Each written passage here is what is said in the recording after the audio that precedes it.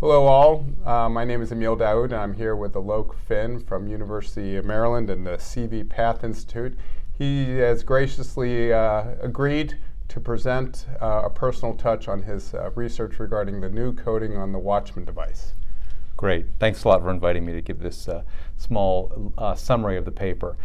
Basically, as you know, left atrial appendage occluders are used to treat patients with atrial fibrillation who are really not candidates for anticoagulant therapy. And they've been very effective, but one of the issues with them is the healing process. As you know, the anticoagulant or antiplatelet duration surrounding these implants is not really well standardized. And one of the problems is they take a long time to heal.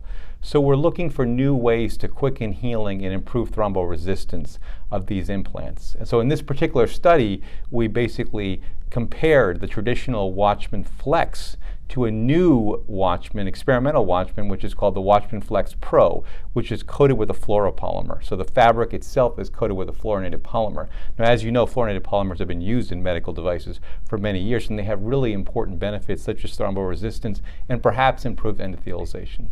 So in this study, using experimental models, we basically show that this alteration of the device improves thromboresistance and improves healing.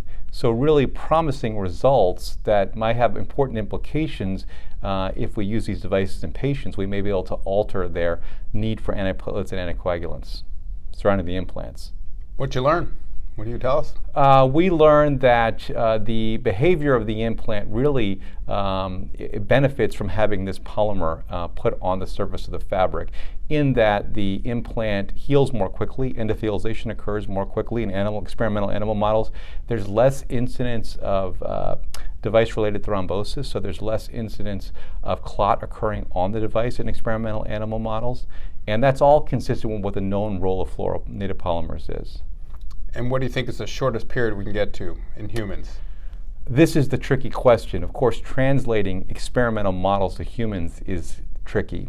And I think we really need to understand whether this type of promising preclinical result translates to patients. And so we'll need to do some human trials with different sort of antiplatelet and anticoagulant regimens surrounding this to see whether or not it does reduce the incidence of DRT and other thrombotic events. There you have it. Exciting new stuff.